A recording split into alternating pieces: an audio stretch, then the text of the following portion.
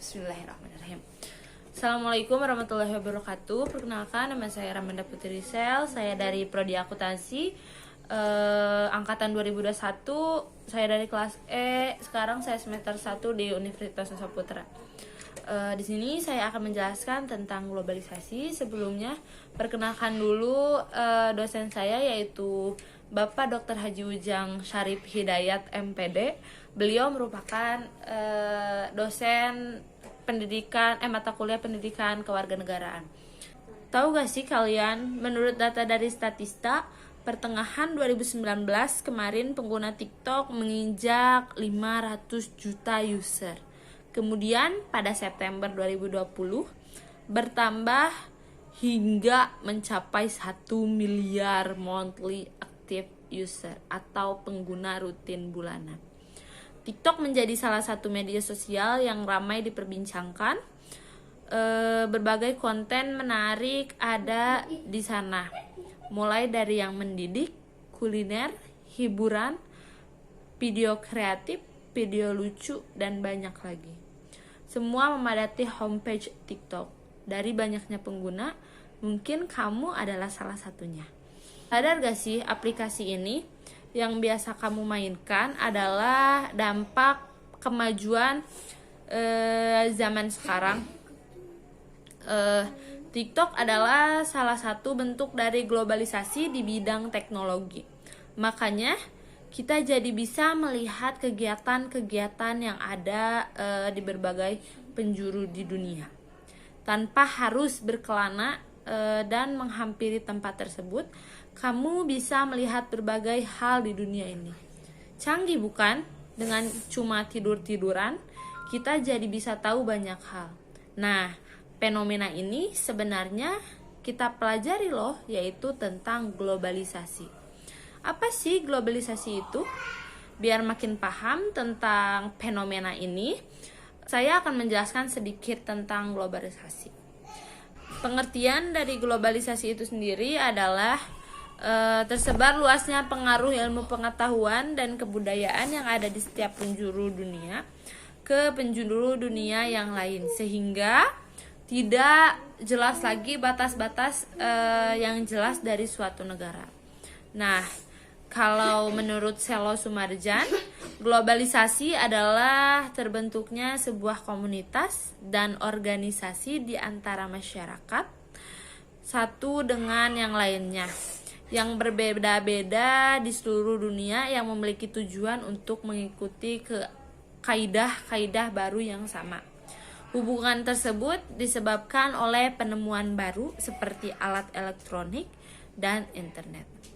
Ciri-ciri globalisasi yang pertama adalah perubahan konsep.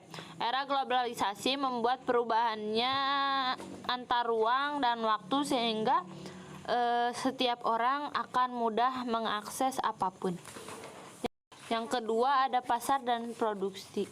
Setiap negara akan saling bergantung satu sama lain. Hal ini disebabkan oleh pertumbuhan perdagangan internasional. Organisasi semacam WTO mengaruhi perilaku dasar dan produksi. Yang ketiga ada peningkatan interaksi. Interaksi antar masyarakat di belahan dunia akan mudah terjalin. Hal ini tak lain karena munculnya berbagai macam sosial media. Lalu ada menularnya kebudayaan. Informasi yang mudah diperoleh menyebabkan pertukaran kebudayaan makin mudah didapatkan, misalnya melalui film, musik, dan fashion. Kemudian timbulnya masalah bersama. Lantaran kompleksnya jalan perekonomian dan perdagangan, hal ini juga memicu timbulnya masalah dari berbagai negara. Misalnya, inflasi regional, masalah lingkungan hidup, dan sebagainya. Berikut pendorong terjadinya proses globalisasi. Yang pertama ada perkembangan teknologi informasi dan transportasi. Pesatnya perkembangan teknologi dan informasi dan transportasi membuat kegiatan jual beli antar negara menjadi lebih mudah. Kini kita bisa transaksi dengan pembeli atau penjual di negara lain tanpa tatap muka lewat e-commerce.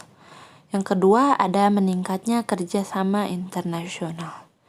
Kerjasama internasional memudahkan terjadinya transaksi antar negara, yang kemudian turut meningkatkan jumlah produk yang masuk dari luar negeri dan juga sebaliknya.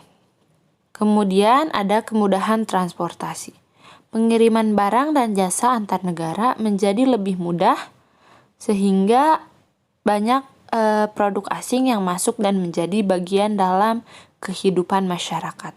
Tidak jarang produk asing ini kemudian diadaptasi oleh masyarakat setempat sehingga menjadi penggabungan kebudayaan. Lalu ada ekonomi terbuka. Perdagangan global yang terjadi saat ini dikarenakan negara-negara di dunia semakin terbuka satu sama lain, sehingga terjadi pertukaran dari satu negara ke negara lain. Produk ini sendiri tidak lepas dari elemen dan budaya negara asalnya, yang kemudian bisa saja mempengaruhi negara lain.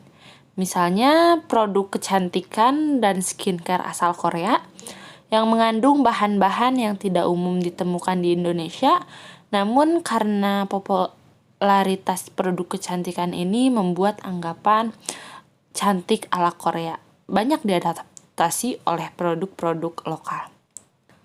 Globalisasi memiliki dampak positif dan negatif dalam kehidupan masyarakat. Berikut diantaranya. Yang pertama ada dampak positifnya. Masyarakat antar negara dapat berinteraksi lebih mudah dengan kemajuan teknologi. Yang kedua ada peningkatan perdagangan internasional dan kegiatan wisata ke luar negeri karena kemajuan transportasi. Lalu ada pengembangan ilmu pengetahuan yang semakin pesat. Kemudian penyebaran informasi yang tidak dibatasi oleh jarak antar negara. Terjalinnya hubungan internasional antar negara yang semakin baik. Kemudian yang kedua ada dampak negatif. Yang pertama, lunturnya nilai-nilai kebudayaan asli masyarakat karena mulai melebur dengan budaya asing. Yang kedua ada nilai-nilai kehidupan masyarakat dari luar negeri ikut masuk seperti konsumerisme dan hedonisme. Lalu masuknya pola hidup yang berbeda dengan gaya hidup masyarakat lokal, khususnya pola hidup dari negara barat. Yang terakhir ada kehidupan pertanian yang mulai ditinggalkan karena masyarakat agraris yang beralih menjadi masyarakat industri. Lalu Bu Susi Pujastuti pernah berkata, time is running, globalisasi juga tidak bisa dihentikan. Jangan buang waktumu untuk mengerjakan sesuatu yang tidak penting. Explore the world as more as you can. Go whatever you wanna go. Do whatever you wanna do. Dan Mbak Nana juga pernah berkata, seumur hidup membebaskan dari sistem patriarki, benteng terakhir perlawanan terhadap globalisasi. Kiranya hanya sekian yang bisa saya sampaikan. Lebih dan kurangnya mohon dimaafkan. Wassalamualaikum warahmatullahi wabarakatuh.